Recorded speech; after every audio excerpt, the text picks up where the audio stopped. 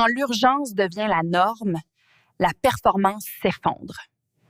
OK, parlons d'un sentiment que pas mal tous les leaders connaissent. Le bureau bourdonne, les agendas sont pleins à craquer, mais il y a quelque chose qui cloche.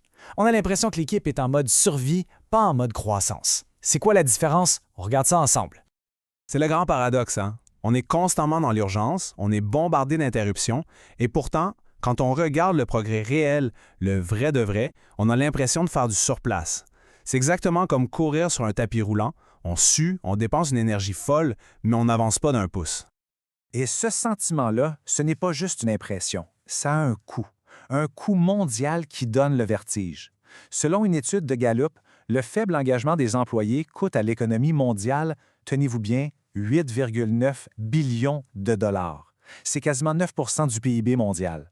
Ce n'est donc pas juste un feeling, c'est une perte économique absolument colossale. Alors, comment on fait pour savoir si une équipe est dans cette zone de danger? On va décortiquer ça avec les 7 signaux d'alarme les plus clairs, ceux qui nous disent qu'une équipe est passée du mode de croissance au mode survie.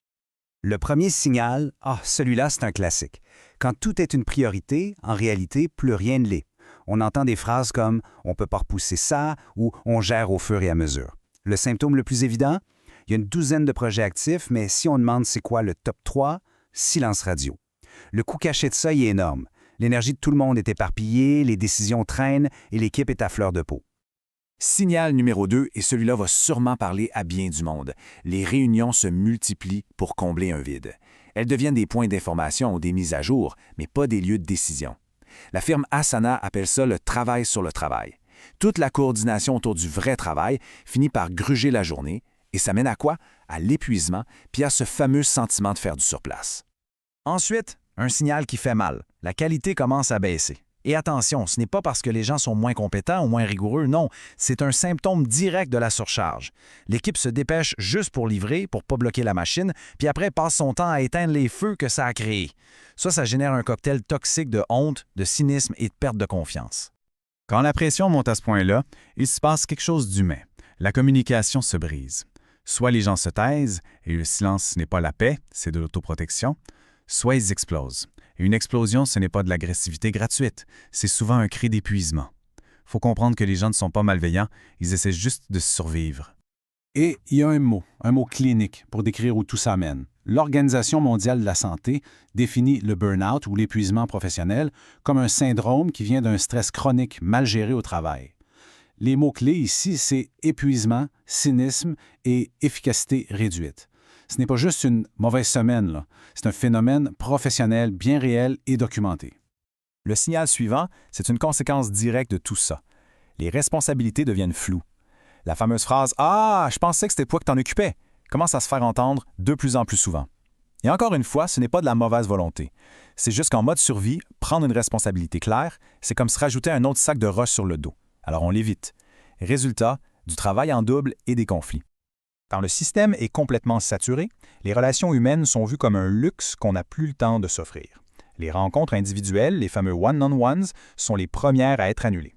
Mais la relation entre un gestionnaire et son employé, ce n'est pas un luxe, c'est le carburant du moteur de l'équipe. Les études de Gallup le montrent sans arrêt. Quand le gestionnaire tombe en mode survie, toute son équipe le suit. Et le dernier signal, peut-être le plus triste, le plus humain, l'équipe oublie comment célébrer. On remporte une grosse victoire, on atteint un objectif. Et rien. Le silence. On passe tout de suite au prochain feu à éteindre. Ça, c'est un signal d'alarme majeur. La croissance, c'est pas juste atteindre des chiffres, c'est aussi prendre une respiration collective, ressentir une fierté partagée. Sans ça, il n'y a pas d'élan possible. Alors, si on met ça en image, ça donne quoi? Ce graphique le montre très bien. En mode survie, clarté des priorités au plus bas, vitesse de décision lente, énergie de l'équipe drainée.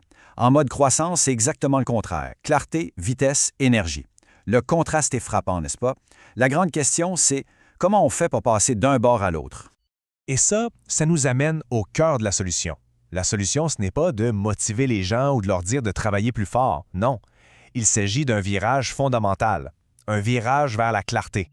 Cette citation-là, de Pascal Dubois, qui est coach exécutif, résume tout parfaitement.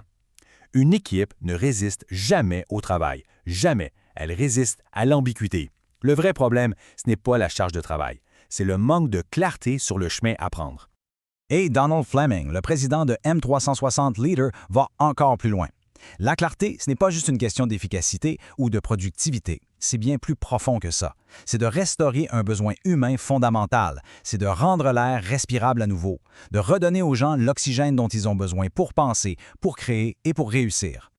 Bon, on a posé le diagnostic. On a identifié la clé de la solution. Maintenant, on passe à l'action. On n'est pas ici pour éduquer, on est ici pour activer. Comment on transforme cette philosophie en gestes concrets? Pour le problème des réunions qui s'empilent, il existe des outils comme M360 Meet qui agissent comme un miroir. Son but n'est pas de juger, mais de rendre visible en temps réel le coût de ces rencontres. Ça force à se poser la bonne question. Est-ce qu'on se rencontre par habitude ou parce qu'il y a une vraie décision à prendre? Pour régler le flou dans les responsabilités et le manque de feedback, des outils comme M360 Compass remettent l'équipe sur des rails clairs. La rétroaction sur la performance, les responsabilités de chacun, les comportements attendus, les objectifs, tout est défini noir sur blanc. Quand on élimine les devinettes, la tension dans l'équipe baisse de façon spectaculaire. Et pour créer un momentum qui dure, des applications comme M360+ sont conçues pour installer des micro-habitudes de croissance. Un top 3 chaque jour, un tête-à-tête chaque semaine, une revue des apprentissages chaque semaine. Ce ne sont pas des changements radicaux, ce sont des petites actions mais faites de façon constante qui font basculer une culture de la survie vers la croissance. L'important, c'est de passer de la théorie à l'action et vite. Ce tableau, c'est un bon exemple. Les priorités sont vagues. Premier pas, écrire le top 3 de la semaine sur une seule page. Trop de réunions? Objectif, couper 20 des rencontres qui n'ont pas de but décisionnel.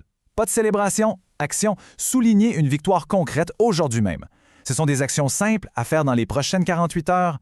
Cette approche, ce n'est pas de la théorie en l'air. C'est le fruit de plus de 15 ans d'expérience chez M360 à accompagner des dirigeants et des gestionnaires. On a un taux de satisfaction de plus de 99 % parce que l'objectif est toujours le même, fournir la clarté et la structure pour que le leader en chacun puisse se révéler. C'est ça la vraie transition de la survie à la croissance. On termine avec cette question-là. La question qui tue. Est-ce que l'équipe travaille fort ou est-ce qu'elle avance? Parce que la différence entre les deux, c'est la différence entre la survie et la croissance. Quelle est la prochaine action à poser pour s'assurer que toute cette énergie dépensée se transforme en progrès réel?